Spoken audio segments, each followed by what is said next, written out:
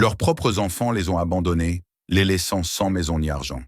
Mais une lettre d'héritage a conduit ce couple âgé vers une maison dans la forêt, où sous le sol se cachait quelque chose qui a changé leur destin à jamais. Abonnez-vous à la chaîne et écrivez dans les commentaires d'où vous regardez cette vidéo. Harold Morris avait 74 ans, Evelyn en avait 72, et lorsqu'on les regardait ensemble, on voyait immédiatement qu'ils faisaient partie de ces couples façonnés par le temps, plus que par les mots. 53 années de vie commune avaient lentement effacé les angles, arrondi les conflits, remplacé les promesses par des gestes silencieux et une compréhension presque instinctive de l'autre. Ils avaient élevé 4 enfants, traversé des maladies, des deuils, des difficultés financières, payé leur maison jusqu'au dernier centime et appris à vivre sans jamais attendre davantage que ce que leurs propres mains pouvaient offrir. Ils n'avaient jamais été riches, mais ils avaient toujours eu la certitude d'être nécessaires. À leurs enfants, à leur famille, à ce fragile équilibre que l'on appelle parfois un foyer. Pendant des décennies, Harold s'était levé avant l'aube pour aller travailler comme mécanicien. Ses mains portèrent les traces de cette vie, durcie par l'huile, les outils, les hivers froids et les étés étouffants passés dans des garages mal ventilés. Evelyn, infirmière de formation, avait passé sa jeunesse et sa maturité à prendre soin des autres, à calmer des peurs, à refermer des plaies, à rester debout quand le corps demandait du repos. Ensemble, ils avaient là construit une existence simple, presque invisible aux yeux du monde, mais solide.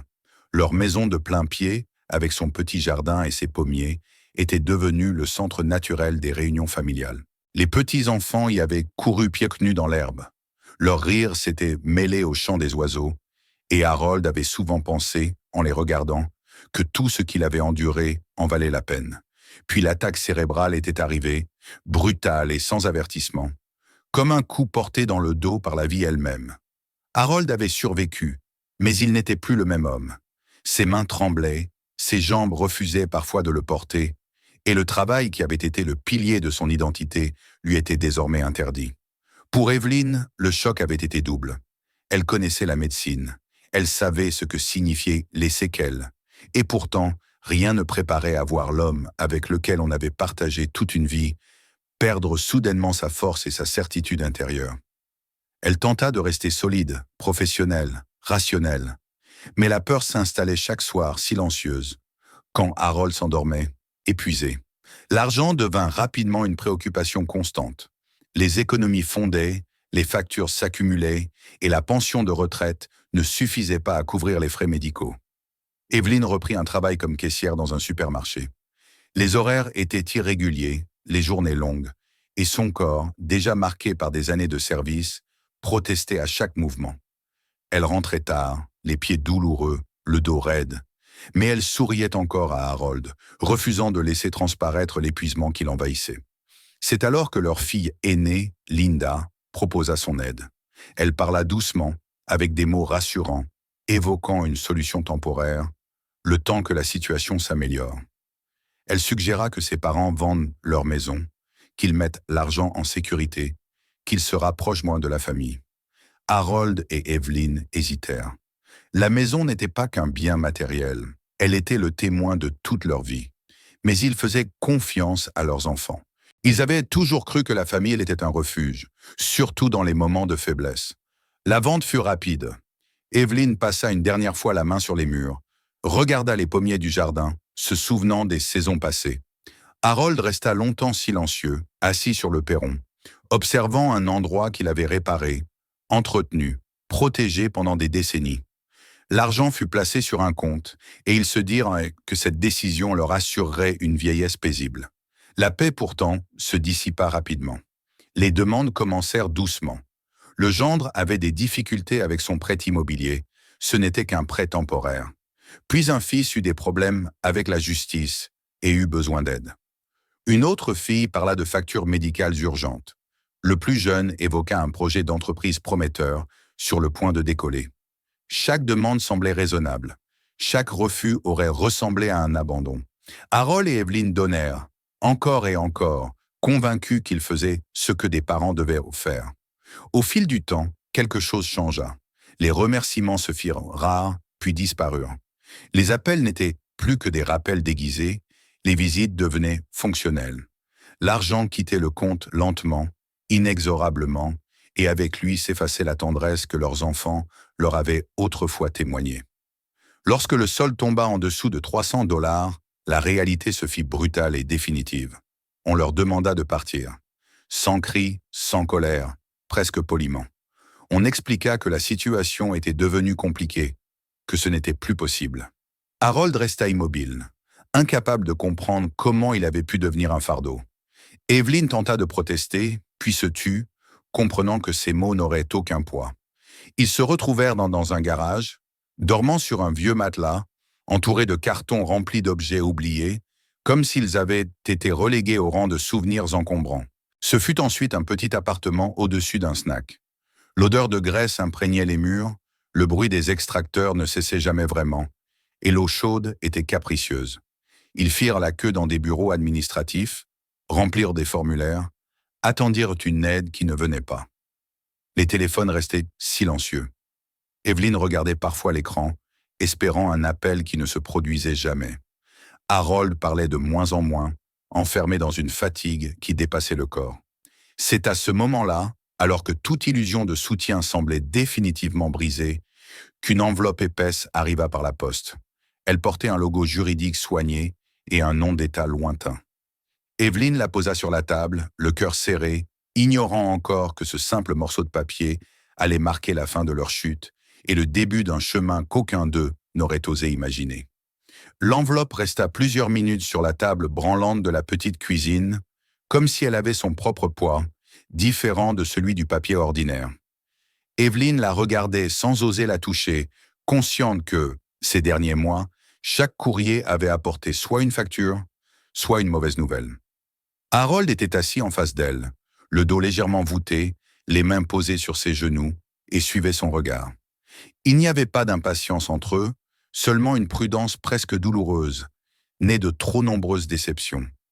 Lorsqu'Evelyn finit par saisir l'enveloppe, ses doigts tremblaient à peine, mais suffisamment pour qu'elle s'en rende compte. Le papier était épais, de bonne qualité, et le logo imprimé dans le coin supérieur semblait sérieux, officiel, presque étranger à leur réalité actuelle. Elle l'ouvrit lentement, comme si le temps pouvait amortir le choc du contenu. La lettre provenait d'un cabinet d'avocats de l'État du Wyoming. Les premières lignes étaient formelles, précises, rédigées dans un langage juridique qui semblait appartenir à un autre monde. Puis un nom apparut, inattendu, presque oublié. Il s'agissait d'un cousin éloigné de Harold, du côté paternel, un homme qu'ils n'avaient rencontré que 2 fois dans leur vie, lors de réunions familiales lointaines et sans grande importance. Il était décédé, et selon son testament, il avait laissé à Harold et Evelyn un héritage. Evelyn relut la phrase plusieurs fois, certaine d'avoir mal compris. Harold prit la lettre, la lut à son tour, lentement, s'arrêtant parfois pour reprendre son souffle. L'héritage n'était pas une somme d'argent envoyée par virement, ni une maison confortable dans une banlieue tranquille. Il s'agissait d'une cabane en rondins située dans les montagnes, sur un terrain isolé, sans électricité ni raccordement au service public. Une propriété difficile d'accès, éloignée de tout, presque primitive. À première vue, cela ressemblait davantage à une complication qu'à une bénédiction. Un silence lourd s'installa entre eux. Evelyn sentit une étrange confusion l'envahir. Comment un homme presque inconnu avait-il pensé à eux, alors que leurs propres enfants les avaient laissés tomber? Cette pensée était à la fois réconfortante et cruelle. Harold finit par poser la lettre et se leva lentement, comme pour échapper à cette idée. Il regarda par la petite fenêtre sale, observant la rue sans vraiment la voir. L'héritage semblait irréel, comme une erreur administrative destinée à être corrigée. Ils décidèrent d'en parler à leurs enfants, presque par réflexe, comme s'ils cherchaient encore une validation. Les réactions ne se firent pas attendre. Les appels furent rapides, les voix teintées d'ironie. On parla de cabanes délabrées, de perte de temps, de mauvaises plaisanteries. Certains rirent franchement, d'autres exprimèrent leur agacement. Puis vinrent les suggestions, à peine voilées, d'organiser les choses correctement, de signer une procuration pour éviter des complications inutiles. Le ton n'était pas celui de l'inquiétude, mais du contrôle. Evelyn raccrocha avec une sensation familière de malaise. Elle comprit alors que pour la première fois depuis longtemps, Elle n'avait aucune envie de suivre les conseils de ses enfants. La cabane pouvait être en ruine, l'endroit pouvait être hostile, mais cette décision leur appartenait. Harold, qui avait écouté sans intervenir, hocha lentement la tête lorsqu'elle lui proposa d'aller voir par eux-mêmes. Ce n'était pas de l'enthousiasme qui l'animait, mais une détermination calme, presque obstinée. Ils n'avaient plus grand-chose à perdre. Le voyage fut long et éprouvant. Ils prirent des bus bon marché, firent des correspondances interminables, mangèrent des repas simples achetés dans des stations-service. Les sièges étaient inconfortables, et Harold souffrait rapidement de la fatigue. Evelyn veillait sur lui, attentive à chaque signe de faiblesse, distribuant ses médicaments, ajustant son manteau lorsqu'il frissonnait. Les paysages changeaient lentement, la ville laissant place à des étendues plus ouvertes, puis à des collines, et enfin aux montagnes. À mesure qu'ils s'éloignaient, le bruit constant de leur ancienne vie semblait s'atténuer. La nuit, dans des chambres modestes, ou parfois simplement sur leur siège, Evelyn laissait ses pensées dériver. Elle repensait à la maison vendue, aux enfants devenus distants, à cette existence réduite à l'attente. Harold, lui, parlait peu. Mais dans son silence, il sentait une étrange légèreté, comme si l'absence d'attentes extérieures lui permettait enfin de respirer. Lorsqu'ils arrivèrent enfin, le chemin se fit plus difficile. Une route étroite serpentait à travers la forêt, menant à une clairière où se dressait la cabane. Elle était construite en rondins épais, reposait sur un solide socle de pierre et semblait étonnamment bien entretenue. Rien n'indiquait l'abandon ou la précipitation. Evelyn sentit quelque chose se détendre en elle. Ce lieu avait été pensé, construit avec soin, comme si quelqu'un avait voulu y vivre longtemps. Les premiers jours furent à consacrer à l'adaptation. Ils apprirent à allumer le poêle, à couper du bois, à tirer de l'eau du puits. Les gestes étaient lents, parfois douloureux, mais ils avaient un sens. Le soir, la chaleur du feu les enveloppait, et pour la première fois depuis des années, ils dormaient profondément. Personne ne leur demandait rien. Personne ne leur rappelait ce qu'ils devaient encore donner. Peu à peu, la cabane cessa d'être un héritage étrange pour devenir un refuge. Evelyn nettoya, rangea, donna à chaque objet une place précise. Harold réparait ce qui en avait besoin, retrouvant dans ses tâches simples une part de lui-même. Ils commencèrent à se sentir chez eux, comme si ce lieu les acceptait sans condition. C'est alors qu'Evelyn remarqua une anomalie. Le plancher du salon résonnait différemment à certains endroits. Elle s'arrêta plusieurs fois, attentive à ces sons inhabituels. La disposition intérieure semblait légèrement discordante par rapport à l'extérieur. Le grand foyer de pierre, massif et imposant, attirait son regard. Il paraissait trop élaboré pour une simple cabane isolée.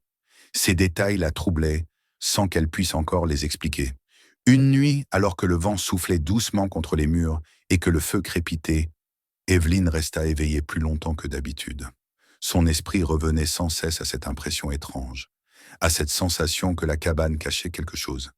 Elle se leva silencieusement, posa ses mains sur les dalles froides du sol et sentit, sous ses doigts, une irrégularité presque imperceptible. Elle ne savait pas encore que ce simple geste allait les conduire à une découverte capable de bouleverser leur existence, bien au-delà de tout ce qu'ils avaient imaginé. Evelyn resta longtemps immobile, agenouillée sur le sol froid du salon, les paumes posées sur la pierre. La maison était plongée dans le silence, seulement troublée par le souffle régulier d'Harold, endormi dans la pièce voisine, et par le crépitement discret des braises mourantes dans le foyer. Ce n'était pas une pensée claire qui l'avait conduite à se lever cette nuit-là, mais une sensation persistante, presque physique, comme si la cabane elle-même cherchait à attirer son attention.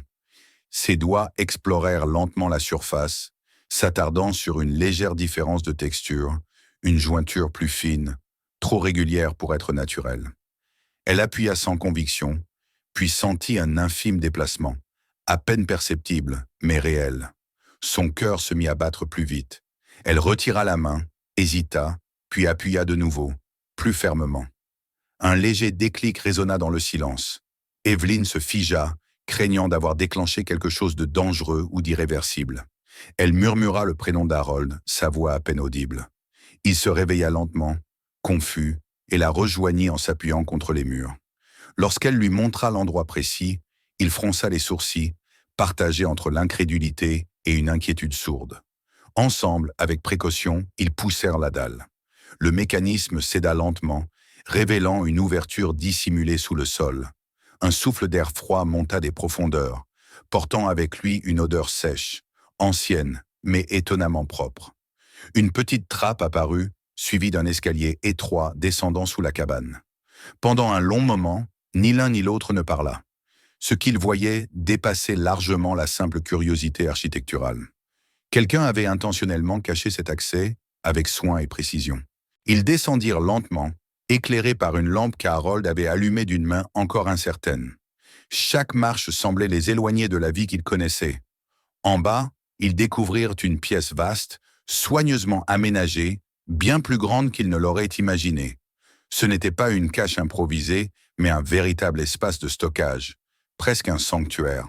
Des étagères en bois massif tapissèrent les murs, chargées de boîtes, de dossiers, de livres. Tout était ordonné, étiqueté, protégé de l'humidité et du temps. Evelyn s'approcha d'une étagère et prit une boîte au hasard. À l'intérieur, des documents soigneusement classés, des certificats, des contrats, des titres de propriété. Plus loin, ils découvrirent des œuvres d'art enveloppées avec une délicatesse presque révérencieuse, des pièces anciennes, des collections de monnaies rangées dans des coffrets doublés de velours.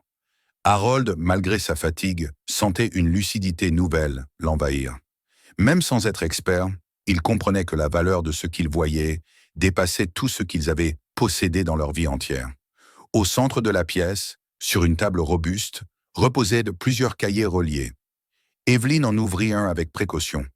Les pages étaient couvertes d'une écriture régulière, précise, presque obsessionnelle.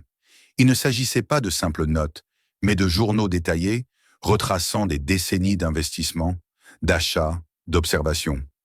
Les dates s'étalaient sur des années, parfois séparées par de longs intervalles, témoignant d'une patience et d'une vision à long terme extraordinaires. Chaque décision semblait réfléchie, calculée, inscrite dans une stratégie globale. Ils feuilletèrent ces journaux pendant des heures, oubliant le temps, la fatigue, le froid. Peu à peu, une image se forma dans leur esprit. Le cousin éloigné de Harold n'était pas un homme reclus vivant dans une cabane par nécessité ou par excentricité. Il avait été un investisseur avisé, un collectionneur discret, quelqu'un qui observait le monde avec attention et distance. La cabane n'était qu'une façade, un refuge conçu pour protéger bien plus qu'un simple lieu de vie. Dans le dernier cahier, une page attira particulièrement leur attention. Une série de chiffres y était inscrite, soigneusement alignée, suivie d'un total écrit avec une netteté presque solennelle. Evelyn lut à voix basse, incapable de croire ce qu'elle voyait. 265 millions de dollars. Elle relut le chiffre plusieurs fois, comme si la répétition pouvait en diminuer l'irréalité. Harold s'assit lourdement, sentant ses jambes faiblir. Ce nombre dépassait toute compréhension. Ce n'était plus une question de sécurité ou de confort, mais une somme capable de transformer des vies entières. Ils restèrent longtemps sans parler. Aucun cri de joie, aucune exclamation. Seulement un silence dense, chargé de questions. Pourquoi eux? Pourquoi un homme qu'ils connaissaient à peine leur avait-il laissé une telle fortune? La réponse se trouvait dans les pages suivantes. Le journal ne se contentait pas de chiffres et de stratégies. Il contenait aussi des réflexions sur les gens, sur la nature humaine, sur ceux qui prennent sans jamais rendre et ceux qui donnent sans rien attendre. L'auteur y décrivait ses observations, ses rencontres, ses décisions prises en fonction du caractère plutôt que de l'apparence. Evelyn sentit une émotion profonde la traverser lorsqu'elle comprit. Cet homme avait vu en eux quelque chose que leurs propres enfants n'avaient pas su reconnaître. Ils n'avaient jamais demandé, jamais exigé, jamais manipulé. Ils avaient vécu simplement, donné sans compter, et accepté leurs pertes sans amertume excessive. Ce n'était pas leurs besoins qui avaient motivé ce choix, mais leur manière d'être. La nouvelle ne resta pas longtemps secrète. D'une façon ou d'une autre, l'existence de l'héritage se répandit, et avec elle revint une agitation qu'ils n'avaient pas connue depuis leur départ de la ville.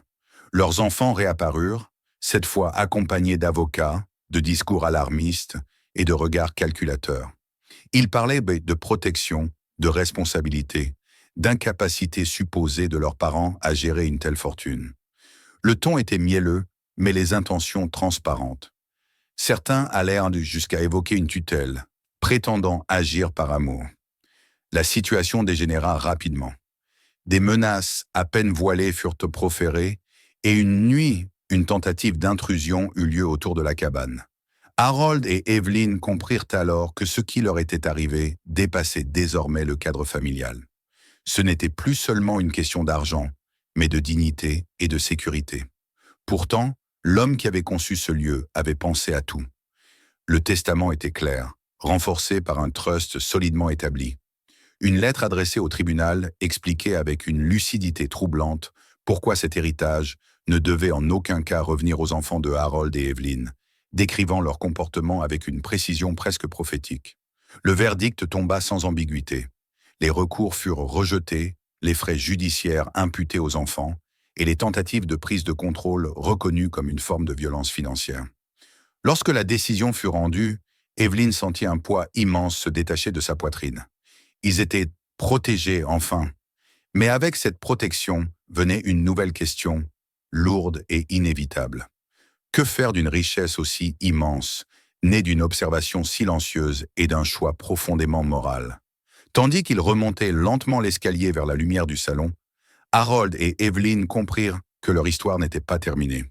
Elle entrait simplement dans une phase où leurs décisions compteraient bien au-delà de leur propre existence. Lorsqu'ils remontèrent de la pièce dissimulée sous la cabane, il leur sembla que l'air du salon avait changé, non pas parce qu'il était plus chaud ou plus froid, mais parce qu'il portait désormais une vérité trop vaste pour être contenue dans les mêmes murs. Le feu s'était presque éteint, laissant une lueur rougeâtre au fond du foyer. Harold s'assit avec lenteur dans le vieux fauteuil près de la fenêtre, comme s'il devait réapprendre la manière de poser son corps dans le monde.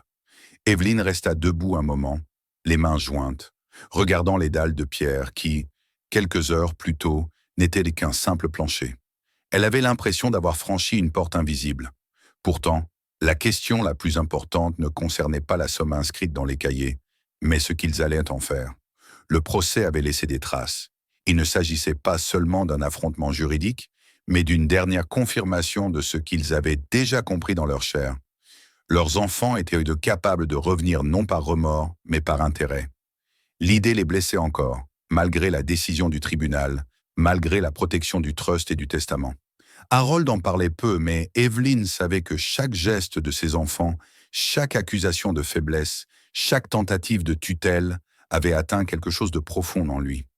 Ce n'était pas l'argent qu'on cherchait à leur arracher, mais leur droit d'être eux-mêmes, leur capacité à décider, leur dignité. Ils n'éprouvèrent pas la joie bruyante que l'on associe aux fortunes soudaines. Il n'y eut ni champagne, ni projets extravagants, ni rêves d'îles lointaines.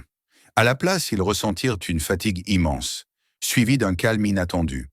Harold finit par dire, d'une voix basse, comme s'il parlait à la cabane elle-même, il ne voulait pas devenir un autre homme. Il avait déjà vécu trop longtemps pour savoir que le luxe ne guérit pas les blessures, qu'il ne remplace pas la tendresse perdue, et qu'il ne fait pas revenir le respect quand il a été brisé. Evelyn hocha la tête.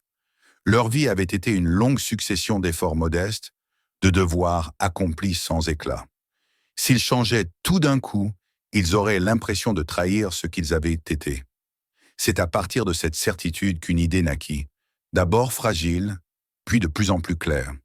Ce qu'ils avaient subi, d'autres le subissaient aussi. Ils n'avaient pas été les seuls à se retrouver vieux, malades, dépouillés, renvoyés dans un garage ou entassés dans une pièce de débarras parce qu'ils n'étaient plus utiles. Ils avaient vu, dans les files d'attente des bureaux administratifs, des visages marqués par la même humiliation silencieuse. Ils se souvenaient des mains tremblantes tenant des formulaires, des regards baissés, des voix timides demandant simplement un toit ou une aide. La fortune qui leur était tombée dessus ne devait pas servir à effacer leur passé, mais à empêcher que d'autres vivent de la même chute. Ils créèrent un fonds. Pas une fondation destinée à produire des discours ou à afficher des noms prestigieux, mais un outil concret, né de la réalité. Un lieu où les personnes âgées trahies par leur propre famille pourraient trouver une protection juridique, un soutien immédiat, un refuge temporaire. Evelyn insista pour que l'on n'oublie jamais la question de la dignité. Il ne suffisait pas d'offrir un lit et quelques repas. Il fallait redonner à ceux qui avaient été jetés de côté la sensation d'être encore quelqu'un, de compter, d'avoir des droits, une voix, une valeur. La cabane devint le centre de ce projet, ce lieu qui les avait sauvés, qui leur avait offert un espace pour respirer loin de l'humiliation, fut transformé avec soin, sans perdre son âme. La terre autour devint un abri, une promesse de paix pour ceux qui arrivaient brisés. Harold, malgré son âge et ses séquelles, retrouvait une énergie calme dans les gestes quotidiens. Il réparait, construisait, entretenait, comme s'il reconstruisait en même temps une part de lui-même. Evelyn organisait, accueillait, écoutait. Son passé d'infirmière lui avait appris que les blessures invisibles sont parfois les plus difficiles à soigner. Elle voyait dans les yeux des gens ce qu'elle avait vu dans le miroir lorsque leurs enfants les avaient rejetés. Les années passèrent et le fonds prit une ampleur qu'ils n'avaient pas imaginée au départ. Il ne s'agissait pas seulement d'aider quelques personnes. Peu à peu, des centaines puis des milliers furent soutenus. Des avocats furent mobilisés pour défendre ceux que l'on tentait de dépouiller. Des logements temporaires furent mis en place pour éviter que quelqu'un ne dorme dans une voiture ou sur un matelas dans un garage. Des histoires commencèrent à circuler, non comme des rumeurs de fortune, mais comme des preuves que l'injustice familiale pouvait être combattue. Avec le temps, même les institutions commencèrent à bouger. Des lois évoluèrent. On parla davantage de violence financière, de manipulation, de droits des personnes âgées. Harold et Evelyn n'avaient jamais cherché à être au centre de cette transformation, mais leur choix avait déclenché une onde. Ils restèrent pourtant dans l'ombre.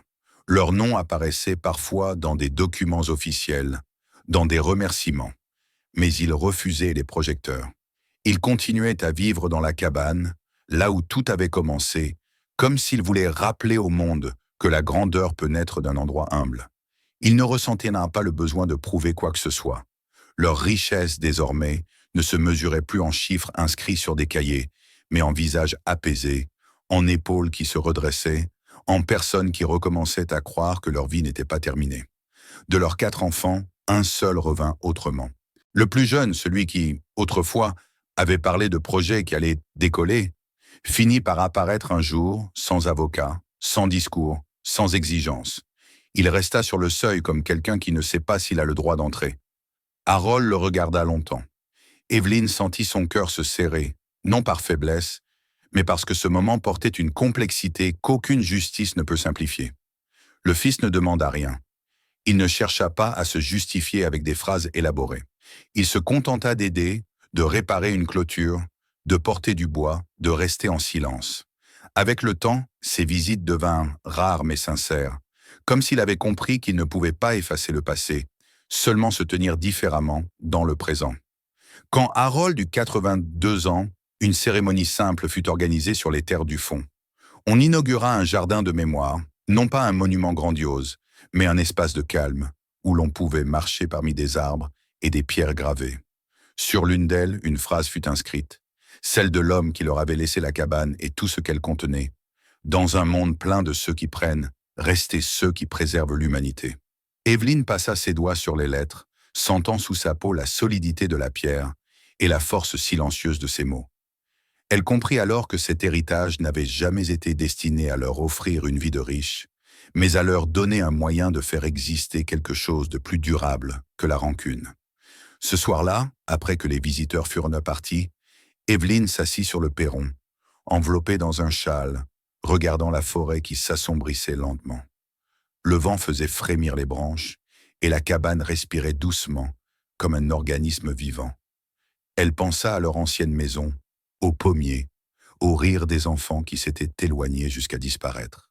Elle pensa aux nuits dans le garage, aux matelas posés sur le sol, à la honte silencieuse qu'elle avait avalée pour survivre. Puis elle pensa à tous ceux qui étaient nés de cette douleur. Ils avaient perdu leurs enfants, au sens où ils avaient perdu l'illusion d'une famille protectrice. Mais ils avaient trouvé un sens. Ils avaient été chassés de leur maison, mais ils avaient créé un héritage. Ils avaient découvert que la richesse véritable n'est pas ce qui reste après la mort, mais ce qui continue à sauver des vies quand on n'est plus là pour le voir. Et dans cette pensée, pour la première fois depuis très longtemps, Evelyn sentit une forme de complétude s'installer en elle, comme si la vie, après avoir tant pris, avait fini par rendre quelque chose d'infiniment précieux, la certitude que l'humanité, malgré tout, peut encore gagner. Si cette histoire vous a touché, abonnez-vous à la chaîne. Des récits encore plus forts et inattendus arrivent bientôt. Ne quittez pas, les prochaines histoires vous attendent déjà. Et surtout, partagez cette vidéo avec ceux à qui il est important de rappeler que la justice existe encore.